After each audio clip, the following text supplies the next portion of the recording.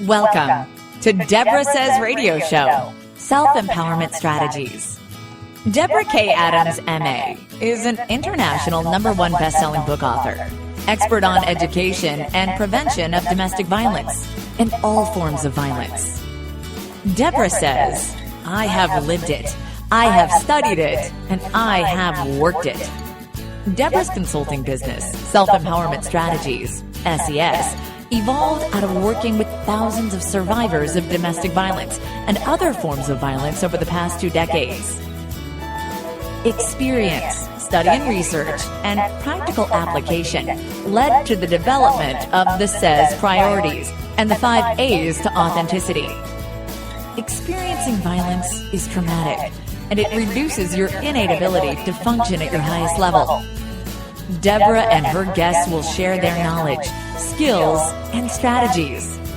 Join them in living free of violence with joy and out loud. Here she is, Debra K. Adams. Hello. Thank you, listeners, for joining Debra SES. It's a beautiful Tuesday in the world, and I have a surprise for you.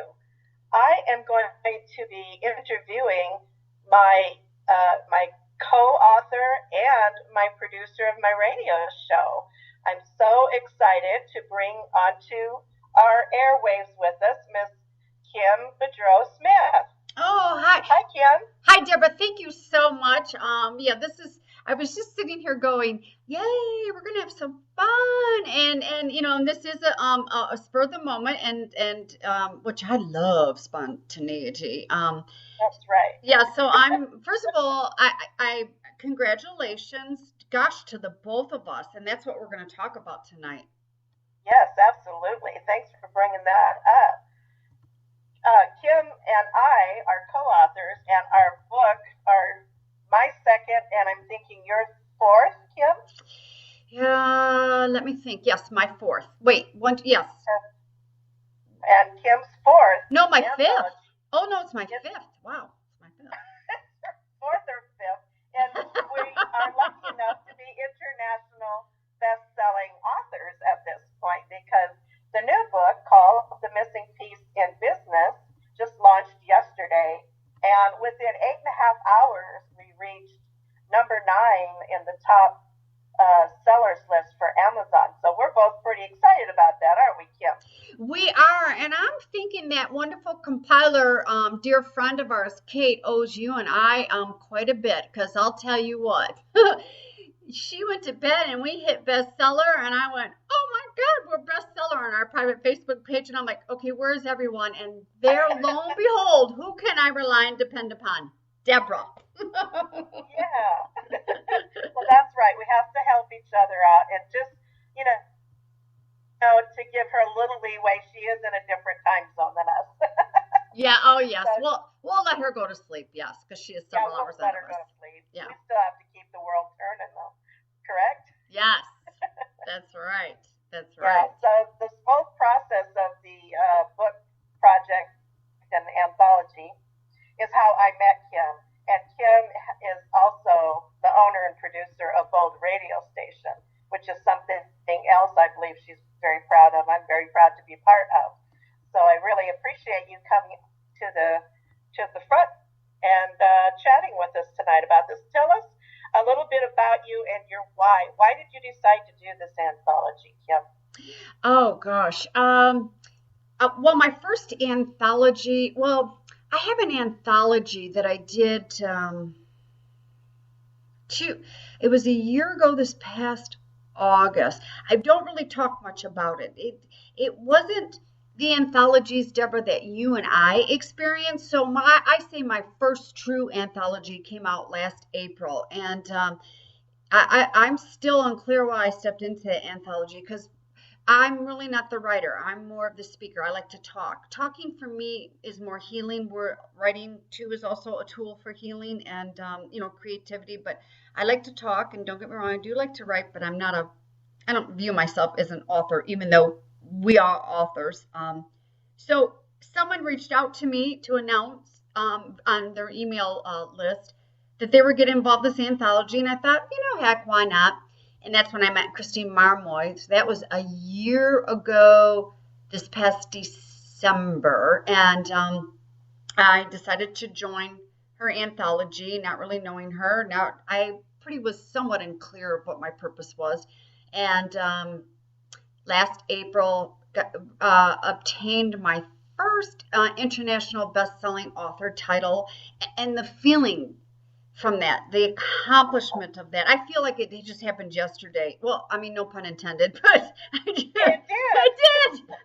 I feel like April was just yesterday, but yeah, we did experience that again. And Christine invited me to be in the second anthology of the high heels. The first one was Success in High Heels. The second one was Hot Mama in High Heels. And that's when I started becoming extremely clear around these anthologies. That's where I met Kate Gardner, was in Hot Mama in High Heels. And Kate and I became very fast friends. And one Kate's strong suit is she's very this word is, I feel, is overused, authentic. I mean, she's real. I mean, what you see is what you get with Kate. I mean, there's no holding back. So Kate and I were talking one day and collaborating, and we looked at each other and said, let's walk our talk and talk our walk. If we're going to lead this or show this, we should be leading by example. So right there, it just goes unsaid. We always support each other in each other's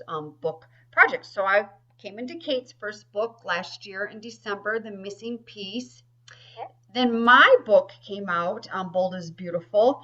And then my why for yesterday is book number 2 with Kate. And I will complete the trilogy with Kate. I will be in all 3 of her Missing Piece books. And I will be in all 3 of Christine Marmoy's high heel I can't even talk anymore there. I'm just starting to trip there. All 3 of her books as well. Excuse me, I just tripped over my words. So my whole why is, Debra, you and I are very savvy, passionate women business owners. And we are. Being women business owners, let's remove the gender, being a business owner, we have to get ourselves out there. And if our desire is to be out there globally, internationally, there's a couple ways to go about doing it that really stick like cooked spaghetti on the wall. Good analogy. Now I'm going to crave pasta. But now we're hungry. Why'd you do that? I know. Well, for you, after the show, it's going to be dinner time for you. So not for me. It's these marketing tools, these marketing platforms, and it's a good website. It's and participating in these anthologies to come together to meet strong other like-minded individuals, and a radio show. I had my own radio show last July, and I realized what it was doing for me as a business owner with the platform. And I believe in providing a marketing platform for all women, but not alone. I want to do this collaboratively. I want to do this with groups of women, and that's why I participate in these anthologies. That's why I lead anthologies, and that's why I launched the radio station. I get to have the pleasure of, number 1, not being alone. Number 2, watch women really evolve and grow and shine their light out there to the world, because the world's waiting for us. Absolutely. I think that's great, and I've certainly benefited from your passion, which is working. We're just getting warmed up. And, Debra, providing that hand up, I've certainly benefited from that, so thank you. Oh, my pleasure. We're just getting warmed up. I'm telling you, we're just getting warmed up, And plus, you know what, Debra, thank you for saying that, because you are willing to take the hand up, and you also provide a hand up, and you also provide a leveled, if you will, a hand out. You're open to that. Not everybody is ready and willing and able to be open to that, but when we're open to those hands up, watch out. I mean, it's not just a hand; they're floodgates. Yeah. Well, that's the way I had some previous mentors, and that's the way they brought me up. So, and I feel very similarly to you, Kim, that women have a lot of obstacles in their way when it comes to business success. And if we can support each other, through the hard times, then we all benefit from that. And so I really do believe in that you offer a hand and help others along your way. It's not meant to impede your personal growth, but it enhances your personal growth, I believe, when you do have the ability to offer support to others as they need it. Yes. Thank you, Deborah. Yeah, I believe in the Stephen Covey's eighth habit, which is a win together situation. Listen, I don't succeed unless others succeed. I can move things forward. I'm very much a doer. I'm very focused. I'm very driven. And I can do a lot of things by myself, but it's going to take me a long time. And being, in the second half of my life, I don't want to do this stuff by myself anymore. It's no fun. I want my sisters around me when the times are tough, and I want my sisters around me when the times are great too. And I want us to all come together, and let's laugh so hard that we do pee our pants, or let's laugh so hard that we end up crying and we have to get each other Kleenexes or whatever. I don't know, but it's time.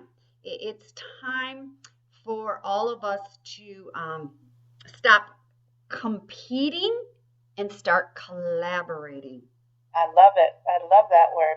Well, my why for getting involved in the anthology, although very similar to yours, but it evolved to that level. But primarily at that point, I was looking for a way to bring my writing to the public and to a broader audience. But I wasn't feeling like I had the ability to do a complete book on my own. And I had some experience in writing articles and all different things like that, but I thought I really have this creative spot in me, and I really would like to write. Now, that's not something that I knew from an early age. I didn't decide I wanted to write until I was in my 40s. So it's okay, though, because it's never too late to learn, and it's never too late to start something new. And so I came to the book anthology projects with the hope of becoming a published author.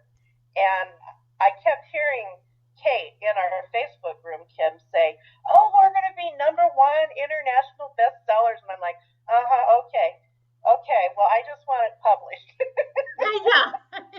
I'm just going to go along with you, but I'm thinking, I'm just thrilled it's going to be published, and I'll be damned if she didn't make it happen for all of us in the first anthology where you and I kind of met too, was the Missing Piece transformational journey. And so going through that first experience, I was kind of a nervous wreck when it actually launched. And now this time it didn't feel so nerve-wracking. It was exciting. It was more fun. Just wait till you get to #3. And Debra K. Adams, I didn't know that was one of your dreams and desires, is to write your own book. Yeah, I would. I would like to write my own book. I've kind of been doing some experimenting with short stories and some poetry and those kinds, especially as I healed from the trauma in my past life. It seems to run out of me or flow out of me a lot easier. I didn't have the time or the inclination when I was raising my 4 kids. I guess I was pretty busy. Yes. Pretty busy. So it wasn't until they kind of grew up and established themselves that I thought, hey, there's some new things, there's other things for me to do. But I think also, Kim, is my friends and people at work, coworkers around me were saying, "You're going to be an empty nester, Deb." And I'm like, no, that doesn't even sound like fun. I don't want to be an empty nester. I refuse to be an empty nester. Yes, I love my children. And it was a little heart-wrenching when they finally walked out the door on their own. But it's okay, because that's part of life. And I just kept looking for other things to do. So when the first one left, I started volunteering. And that's what actually led me to my passion, my work passion, which is, working to end or eliminate, prevent, support, intervene on violence, all forms of violence against women. So thank God for the cycles of life. That's all I have to say, You know something, isn't that interesting? The wonderful cycles of life. We've got that label of empty nest, of the empty nest, and you just don't strike me as a mom or a grandma of empty nest because you are very fulfilled with your grandchildren being around and your kids are around, and and your business, and which you just took a beautiful transformation intersection turn, if you will, with your life and your with your business and your career and stuff, Deborah, which is all good. I look at a lot of these women I'm surrounded with that are a couple of years older than I am, that are GMAs. I call them GMAs, grandmas. GMA's good. That's what we say. GMA, I love the word GMA. The word, hey GMA. I just don't see you guys as empty nest moms or anything like that. I see you guys as the new 50s and 60s. Living on up, whooping on up. It's what's next and going after it. Maybe some of the technology advances and the machine advances have made it easier. Now that I'm at this age to be a grandma, I don't feel as tired as say my grandmother felt. Yes. When she was this age. Because I seem to get a lot of energy and a lot of motivation around changing the world for the better for my grandkids. Yes. And my adult kids, but especially my grandkids. Yeah, because they're our future. I mean, your grandchildren, they are our future, and it's stepping up and doing what we have to do to plant those seeds and sow those seeds, for your grandchildren, because they're important. They're our future. Yeah, very motivating to want the world to be a better place. And so whatever it takes, right? Whatever it takes to motivate us to keep going. I think I also at one point watched a grandpa who finally retired from he was a laborer, so he worked hard every day. And when he retired, his arthritis kicked in so bad and he just got crippled, and then he became housebound, and then he got cranky, and then he died. And I kind of keep that picture in mind, thinking that I don't want to experience that. I want to never retire. I want to always be doing something, to be active and engaged and moving forward. And that just really lives with me. And not that he wasn't a bad guy, but it just, he worked so hard and so long and then went to retirement. And then there was no pleasure for him in that. So I keep that kind of tucked away in the back of my mind that I don't need to retire. Yeah, I think the word retire is not retire anymore. It's rewire. We're rewiring, and it's just like that. Yeah, I mean, I see people, like my father. I mean, he worked blue collar, retired at 65. He's 84, and there's really nothing much going on there, and just in health trials and tribulations. But my husband's father, whom I never got the pleasure to meet, passed a couple years before I met my husband, and they're all in the insurance business. And in the insurance business, they keep a couple of clients, and that's like, rewiring, if you will, or retiring. And the day that he passed, he got up, he was in the office that morning, and on his way home, he had a doctor's appointment, stopped off at the doctor's appointment, and walked down the hall to go to the bathroom and had a heart attack and died. Yeah. So he was working, and my husband will work too. I mean, he'll scale down, but he will, he'll, work in, they're in an industry, they can quote unquote scale down. I will always be working. I just, and something, Deborah, we are using the word work, and it is part of our vocabulary, but it's not work. This is not work. Right. I agree 100%. It's what we love to do, right? Yes. Yeah, and so being part of these anthologies and sharing our written words with the global at the global level, and achieving bestseller status is just a little feather in our cap, and it keeps us warm at night. It doesn't make us any better or any different than we were before. It just is inspiring and motivating to ourselves, to me anyway. I should speak for myself, to just say, you just did that. Now what else can you do? Yes. There's a whole big world out there waiting. Yeah, there is. It was so funny. I won't mention names, but someone reached out in a private message today, and I said, congratulations, number 2. And she said, yeah. And I said, were your kids excited? And she goes, I know it was a little too late last night. And she goes, I left this morning. I haven't seen them. She goes, but when I get home, we'll celebrate. And she goes, you know what? She goes, gosh, a few months ago, I was just, and she said her name. She goes, now, and she said her name in uppercase. And I said, that's what this stuff does. I mean, that's what this does. I mean, it hits us introspectively, interpersonal growth. Yes, it does help our business, but it does way more on a far level internally for our personal growth and our personal development and the relationships and stuff. But I thought that was really, really cute. And yeah, my husband's out of town, so I called him last night. I'm like, okay, we did it, and I said, we did it. We're international bestsellers. And he goes, that's great. Congratulations. Now, can you please tell me something new? Because this is my 5th one. I'm like, okay. Yeah. Did you pick up my dry cleaning? Yeah, exactly. And I'm like, all right, I'm going to bed then, Yeah, well,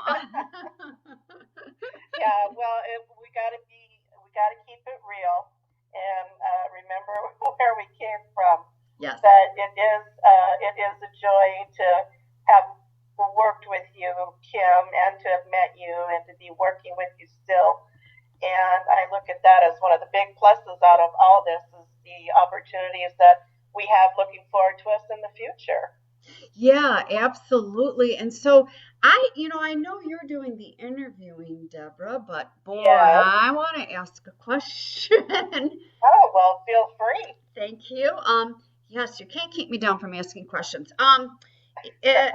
So I love this idea that you are pondering this book, and you mentioned, short stories, and I saw another word. You didn't say it, but I saw something like poems. I don't know if you're writing poems, but for some odd reason that came across my brain. But I said poetry. Yeah. Did you say poetry? I'm sorry. Okay, so I did hear. Okay. So I'm not just imagining that. So do you think you'll do that this year? I don't know. I've been dabbling in it for a while, and I think it's really bubbling to the surface with the success of the anthology. So it's kind of raising to the top, and when it raises to the top and causes pressure, then I'll have to release it, right?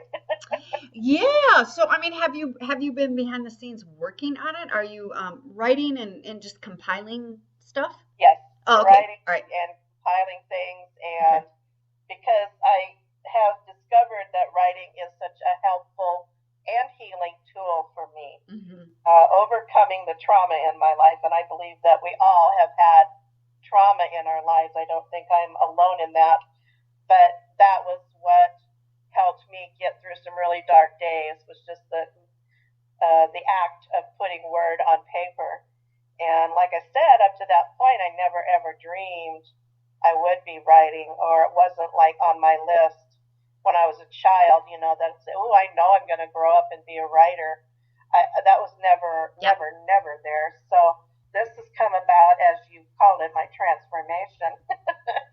And just discovering, or else not discovering, but maybe rewiring, as you said, that part of me which had been pretty much silenced while I was experiencing the trauma and the violence in my life. So, yeah, I mean, it's really, and it's fun, and I found it was fun at the same time. So where you're saying you love to speak and meet people, which I do too, Kim, I do. I love people, love to talk.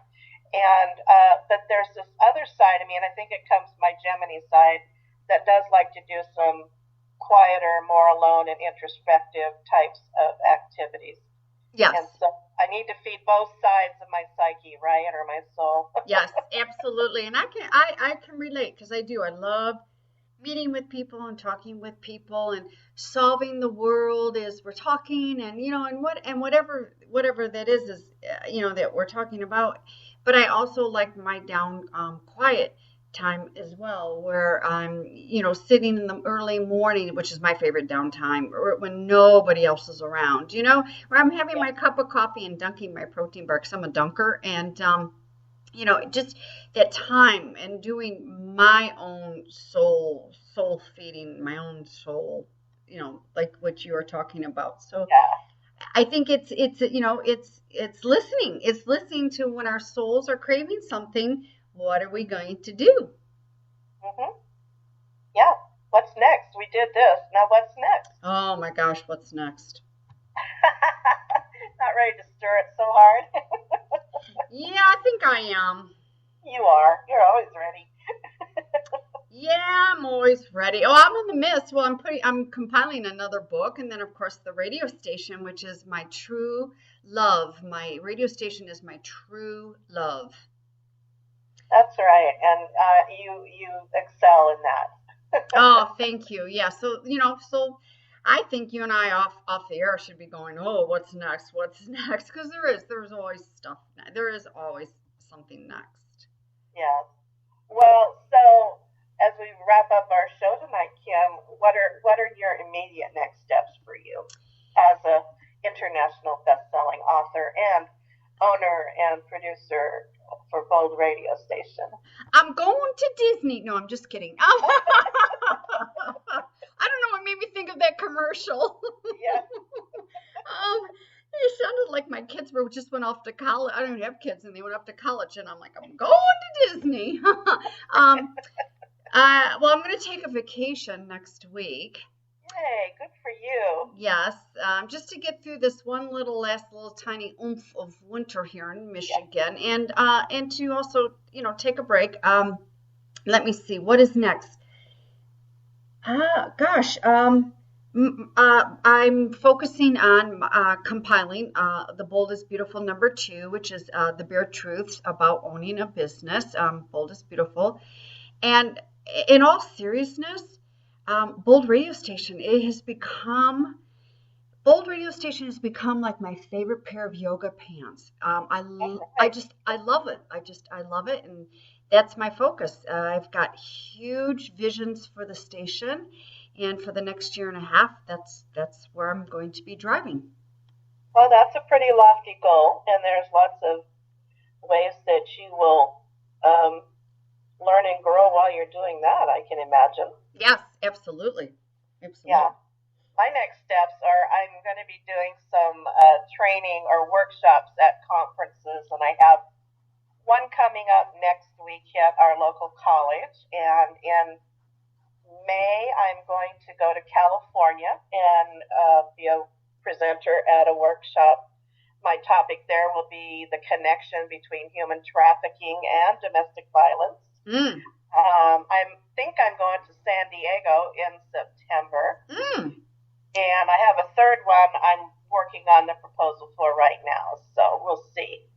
But yeah, I like to do that kind of work as well. So those are kind of where I'm focusing right now. So if I may toot your horn, Debra, because I'm going to toot your horn, if everybody that is listening, grass does not grow underneath Debra's feet. And if you all heard her, what she is so passionate about is, I'll sum it up in a nutshell, is women's rights. The sex trafficking and the domestic violence, and Debra's so strong in her stance about women's equality, women's rights, and women in social justice. And I'm so excited to hear that these workshops and presenting, because Debra, I know I've not been in. I don't need to be in a room to know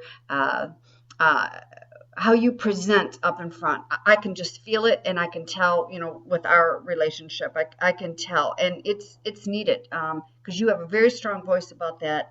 You don't mess around, but you also can keep it light too, because those are very heavy topics. But yes. I'm excited for you, and boy, grass does not grow underneath your feet at all. Absolutely not. No. No, my work as an international, as an expert, if you will, on the subject took me to the country of Belarus in 2011. Oh.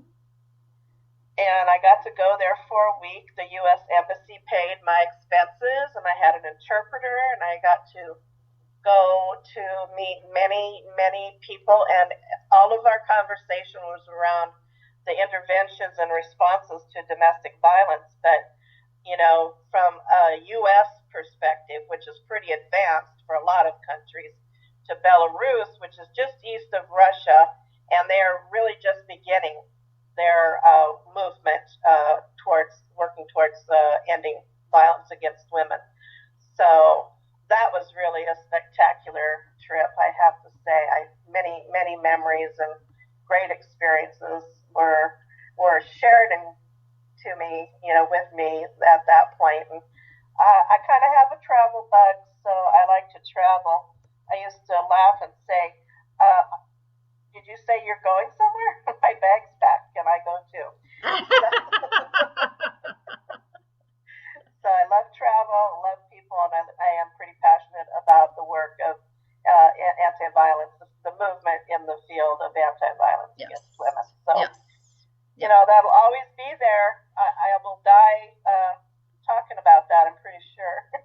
Yeah, well, you know what, though? We need that. We do. We need that. And we need people like yourself, myself. I'm not into the anti-violence. That's not my stance. I'm into supporting women.